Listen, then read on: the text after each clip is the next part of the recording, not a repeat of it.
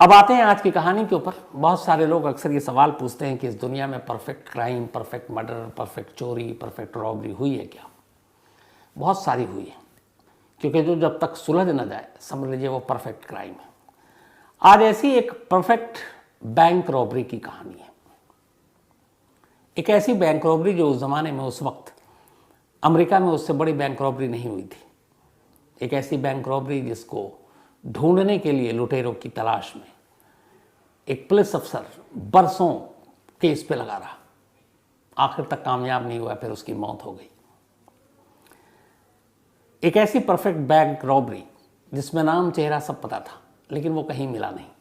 एक ऐसी perfect bank robbery जिसको जिसने अंजाम दिया वो उसूल का इतना पक्का था, उसे मालूम था कि मैं गिरफ्तार हो सकता हूँ, बट उसने पूरी स्टडी की थी कि मैं गिरफ्तार कैसे नहीं हो सकता हूँ, और उसने उस पर पूरी ईमानदारी से पालन किया। बैंक रॉबरी के बाद अगले 52 सालों तक अपने भाई, अपनी बहन, अपनी माँ, अपने बाप, अपने रिश्तेदार, अपने दोस्त, उसने हर एक से दूरी बनाकर रखी। वो किसी से नहीं मिला, क्योंकि उनके ज़रिए पुलिस उस तक पहुँचती।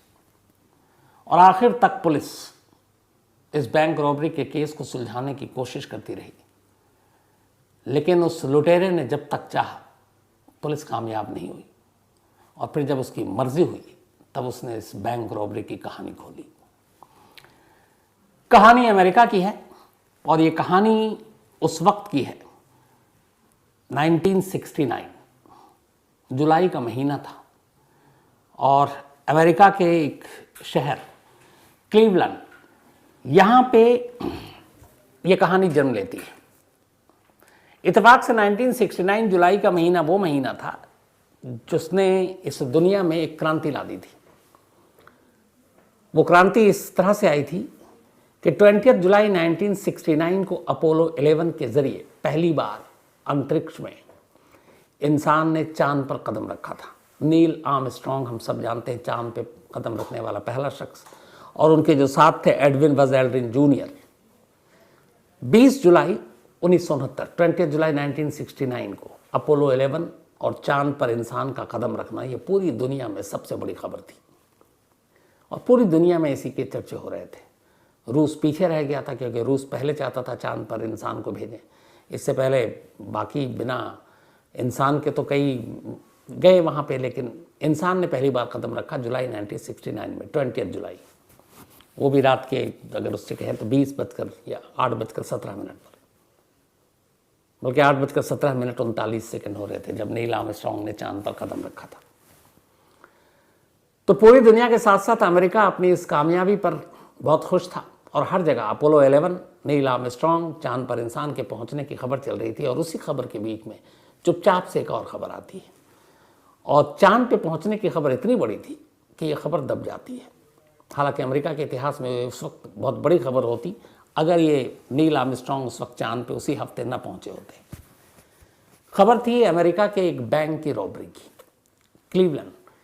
यहाँ पे एक बैंक, और इस बैंक का नाम तो ये ओहियो में है, society national bank, Ohio society national bank इसका नाम था। इस बैंक में एक 20 साल का नौजवान काम करता था, खजांची के तौर पर, टेलर के तौर पर। उसका नाम था टेड कॉर्नाट। टेड ने जस्ट पिछले महीने, यानी कि जून 69 में अपना 20वां बर्थडे मनाया था। बैंक में एक टेलर के तौर पर काम कर रहा था। पढ़ने लिखने में बहुत होशियार था, बचपन से, स्कूल कॉलेज सबसे, और उसकी नौकरी ठीक ठाक चल रही थी। 1968 में एक फिल्म आई थी। उस फिल्म का नाम था द थॉमस क्राउन अफेयर। ये फिल्म एक बैंक रॉबरी के ऊपर बेस्ड थी, और उसमें दिखाया गया था कि कैसे बैंक रॉबरी होती है, और रॉबरी के बाद कैसे पुलिस को चकमा देते हैं रॉबर्स, और कैसे अपने आप को छुपाते हैं। ये फिल्म कई बार देखी थी टेड ने। इस फिल्म का उसके ऊपर बड़ा असर हुआ, क्योंकि वो भी एक बैंक में काम करता था, खजांची था बैंक का, पैसों के लेन देन। करीब 10 बार उसने ये फिल्म देखी होगी। इसी के बाद जुलाई 1969 का महीना आता है, और मन ही मन वो तय कर लेता है इस फिल्म को देखकर कि वो अपने ही बैंक में डाका डालेगा।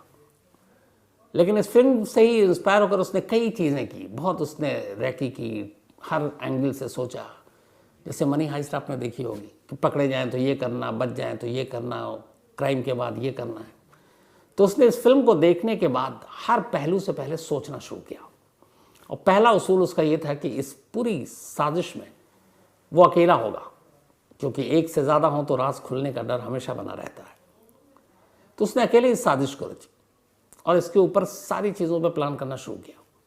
न सिर्फ ये कि कैसे बैंक लूटना है, बल्कि ये भी कि लूटने के बाद उसे क्या क्या करना है। जुलाई 1969 को आखिरकार एक दिन, एक शाम को वो बैंक से निकलता है। खाकी रंग के बड़े बड़े एनवेलप थे बैंक के। वो एनवेलप लेकर वो बैंक से बाहर आता है। फ्राइडे का दिन था उस दिन, सैटरडे और संडे बैंक बंद होता है। तो बैंक जैसे ही बंद होने वाला था, वो बड़े बड़े एनवेलप, और इससे कुछ दिन पहले से वो लगातार कुछ एनवेलप लेकर निकल रहा था बैंक से। तो एक दो बार जो गार्ड और सिक्योरिटी होते हैं, तो उन्होंने एनवेलप के बारे में पूछा भी, देखा भी, तो उसमें कुछ अखबार, कुछ पेपर्स, वेस्ट पेपर ये होते थे। तो उन्हें पता था कि ये वेस्ट पेपर ले जाता है, पढ़ने लिखने वाला लड़का है, नौजवान है। कुछ बुक्स होते थे, वो ले जाता था पुराने। तो लगातार कुछ खाकी रंग के लिफाफे लेकर जाया करता था। फ्राइडे जुलाई 1969 की ऐसी एक तारीख पर भी वो ऐसे ही बड़े बड़े लिफाफे लेकर बैंक से निकला, घर पहुंचा। शाम को बैंक बंद, सैटरडे संडे बंद, मंडे सुबह बैंक खुला। बैंक के मैनेजर ने जब वॉल्ट में जाकर, जहां सारे पैसे होते हैं, शुरू किया कि अब लोग आएंगे कस्टमर, तो मैनेजर के पैरों तले से जमीन खिसक गई। पैसे थे नहीं तिजोरी में, खाली थे। कुल मिलाकर उस वक्त, उस दौर में, उस बैंक में, बाकी मंडे को आने थे, $2,15,000 रखे हुए थे, $2,15,000। अगर आज के दौर में उसकी कीमत उस डॉलर की गिने तो $1.6 मिलियन। पैसे गायब। बैंक के मैनेजर ने फौरन अलार्म बजाया, पुलिस को खबर दी गई। अब ये हुआ कि फ्राइडे को ये गायब हुआ है, सैटरडे संडे बैंक बंद। पता चला सैटरडे संडे को कोई आया भी नहीं बैंक में कि किसी ने सेंध मारी हो। फिर तो यह कि जो भी हुआ फ्राइडे की शाम को ही हुआ है, और बैंक जब तक खुला उसी वक्त हुआ है। तो अब ये भी है कि किसी अंदर के आदमी का हाथ होगा। अब सारे बैंक स्टाफ को एक एक करके बुलाया गया, उनसे पूछताछ शुरू हुई। पूरा का पूरा बैंक स्टाफ बैंक के अंदर मौजूद था सिवाय एक के, और वो था टेड कॉर्नॉट, 20 साल का नौजवान। वो गायब और बिना बताए हुए, और वो इससे पहले कभी ड्यूटी से गैर हाजिर नहीं होता था। बैंक मैनेजर, बाकी लोग उसके घर पहुंचे, वहीं जहाँ पे उसने किराए पर ले रखा था, वहाँ ताला लगा हुआ था। अब वो अगले दिन भी नहीं आया। 2-3 दिन जब बीत गए तो फिर पुलिस को भी पूरा शक जो है अब यकीन में बदल गया कि इस बैंक रॉबरी के पीछे टेड कॉर्नॉट का हाथ है, क्योंकि वो खजांची था, उसकी पहुंच वहाँ तक थी, और बिना खून खराबे के करीब $2,15,000 लूट लिए गए थे। और फिर कड़ियाँ जोड़ी गई तो पता चला कि हाँ, जो विटनेस गार्ड ने बताया कि वो बड़े बड़े लिफाफे थे खाकी रंग के, बैंक के ही, और वो कुछ दिनों पहले से इस तरह के लिफाफे लेकर जाता था। तो जुड़ गया कि वो एक प्लान बना रहा था। अब खैर इसके ऊपर एक टीम लगाई गई। अब टीम इधर ढूंढ रही है टेड गायब। एक ख़ास अफसर जिनका नाम एलियट था, उनको ये काम दिया गया। वो मार्शल थे कि तुम इस केस को सॉल्व करो। अब हर जगह उसके फैमिली वाले, उसके दोस्त, उसके स्कूल कॉलेज के दोस्त, हर एक तक पुलिस की पहुंच बनी, लेकिन पता चला कि टेड ने किसी से कांटेक्ट ही नहीं किया। इधर टेड इस बैंक चोरी के बाद वहाँ से निकलता है, और निकलने के बाद इस शहर को छोड़ देता है। इस शहर को छोड़ने के बाद वो सबसे पहले पहुँचता है वहाँ से वाशिंगटन डीसी। वाशिंगटन डीसी जाने के बाद फिर वहाँ से जाता है लॉस एंजलिस। फिर वो अपनी एक गर्लफ्रेंड को लेटर लिखता है, अलग अलग शहरों से लेटर लिखा, तो फिर वो शहर छोड़ देता, फिर दूसरे शहर छोड़ देता है। इसके बाद एक लेटर जो है वो ये लिखता है, और उसमें इस तरीके से था, उसने कुछ जानकारी मांगी कि शायद उसे गलत जानकारी थी कि स्टैचू ऑफ जो लिमिटेशन एक्सपायर्ड होता है, मतलब किसी एक गुनाह के लिए, जैसे कई जगह पे 20 साल तक अगर मुजरिम नहीं पकड़ा है तो फिर उसकी गुनाह को माफ़ी मिल जाती है। तो उसे ये था कि अमेरिका में 7 साल ही है, 7 साल के बाद अगर पुलिस पकड़ती है तो फिर उस पर वो जुर्म नहीं चलेगा, मुकदमा नहीं चलेगा। लेकिन फिर उसे अचानक एहसास हुआ कि नहीं, वो 7 साल वाला चीज़ बदल गई यहाँ पे, वरना वो सोच रहा था कि सामने आ जाए। जैसे ही पता चला फिर वो गायब। अब वो गायब, इधर पुलिस ढूंढ रही है। धीरे धीरे वक्त बीतता जा रहा है, दिन महीने में बदले, महीने साल में।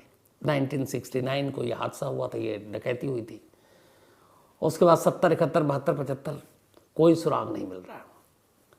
करते करते लगभग 40-50 साल बीत गए,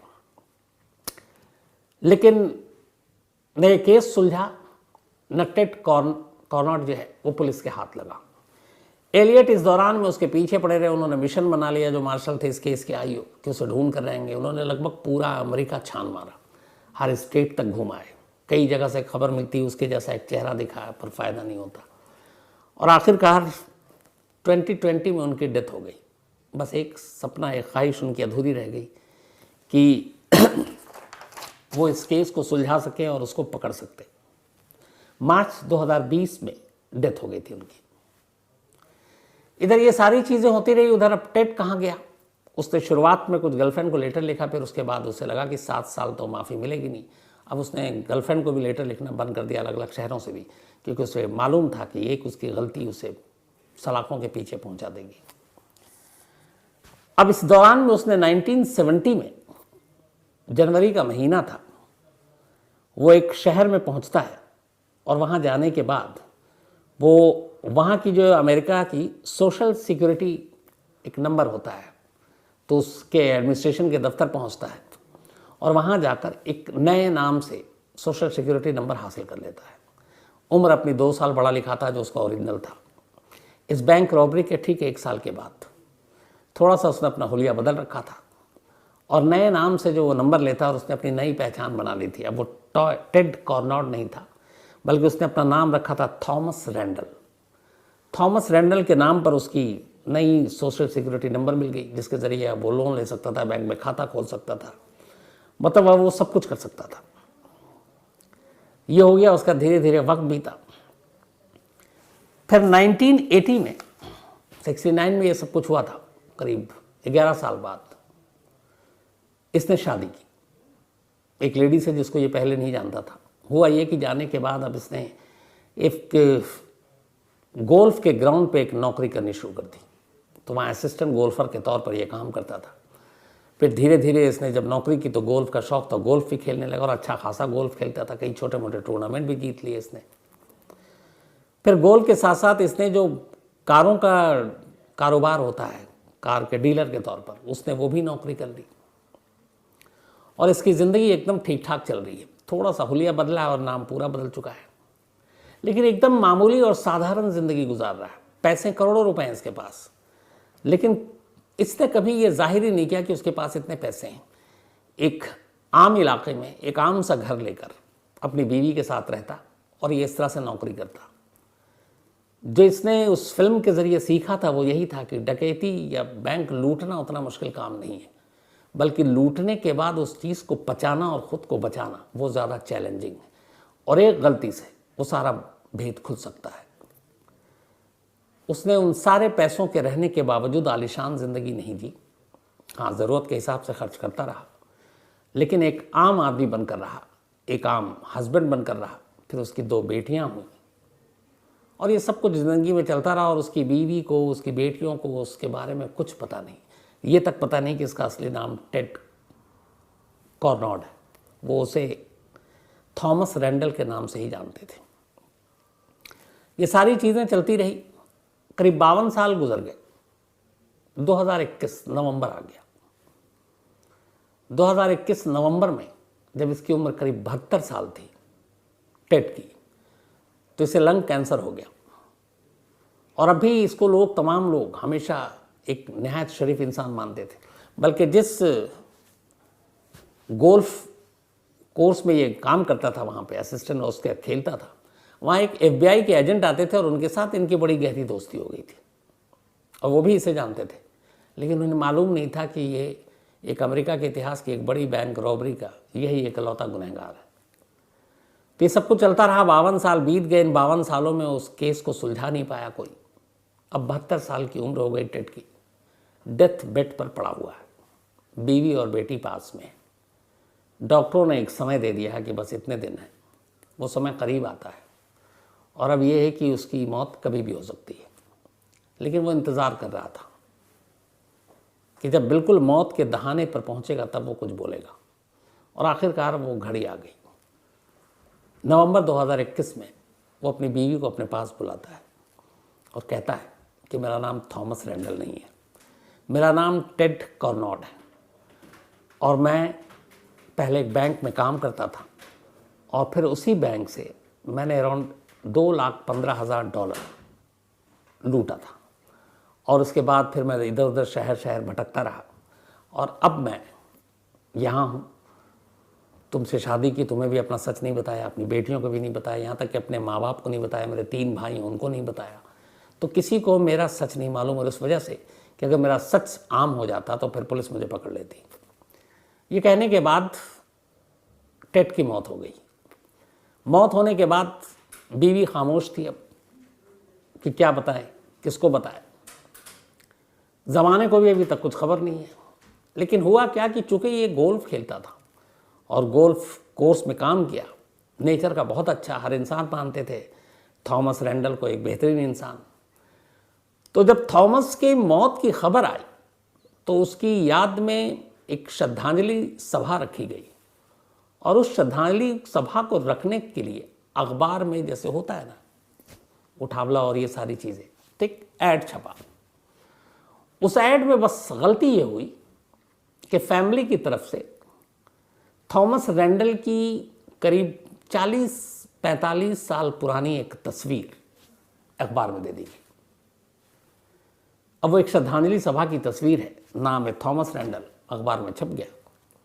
उधर अखबार में छपा, इधर जो पुलिस की टीम अब तक इस केस को सॉल्व नहीं कर पाई थी और हर हफ्ते इसकी रिव्यू मीटिंग भी होती थी अनसॉल्व केसेस की।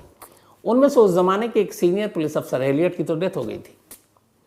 उनकी नज़र इस ऐड पर पड़ी और उन्हें लगा कि ये तस्वीर कहीं देखी है, तो अपने रिकॉर्ड से डेटा से निकाला कि ये तस्वीर कहाँ देखी है और जब निकाला तो ये मैच कर गया टेड कॉर्नॉड से कि वो शख्स है जिसने 1969 जुलाई में एक बैंक लूटा था।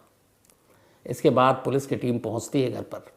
वहां जाने के बाद फिर उसके सारे रिकॉर्ड्स खंगाले जाते हैं, वो सारी चीज़ें मैच करती हैं। फिर उसके फैमिली को खबर की जाती है। माँ जो है वो ज़िंदा नहीं थी, लेकिन भाई लोग बड़े खुश होते हैं क्योंकि उन सब ने मान लिया था कि टेड की मौत हो गई और इसीलिए वो अपने परिवार से दूर है। 52 साल हो गए, कोई रिश्ता नहीं रखा उसने। लेकिन ऐसा होता नहीं है। जब बाद में उन्हें पता चला कि नहीं, उसने 52 साल वो ज़िंदा रहा और बड़ी अच्छी ज़िंदगी जी, तो वो खुश होते हैं। तो खैर इस तरीके से एक श्रद्धांजलि सभा की तस्वीर के ज़रिए फिर पुलिस वहाँ तक पहुँचती है। जब पुलिस पहुँचती है, थॉमस रैंडल की वाइफ बताती है कि मरने से पहले उसने अपना जुर्म कबूल किया और उसने बताया था। लेकिन वो पैसे कहाँ गए ये किसी को नहीं मालूम, न मिला। फिर अमेरिकी पुलिस की तरफ से एक बयान जारी किया गया कि 1969 के उस बैंक रॉबरी के केस को हमने सुलझा लिया। उसको लेकर ट्वीट भी किया गया जिस पे बड़े सारे लोगों ने कमेंट्स किए कि आपने क्या सुलझाया। उस मरते हुए शख्स ने खुद ही ये कबूल किया। अगर वो कबूल ना करता तो आपको पता भी न चलता।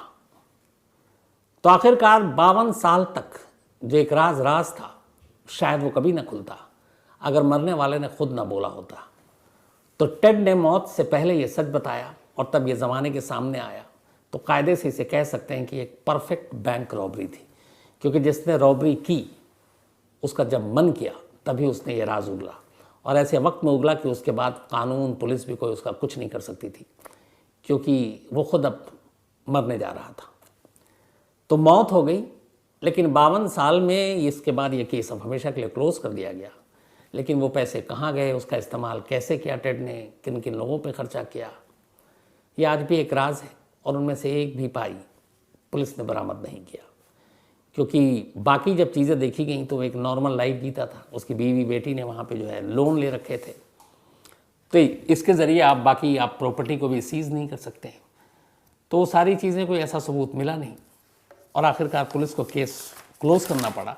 लेकिन इसके साथ कि ये पैसे जो है उसका सोर्स, उसका खर्च कहाँ हुआ, पुलिस को नहीं मालूम। तो ये थी एक परफेक्ट बैंक रॉबरी की कहानी।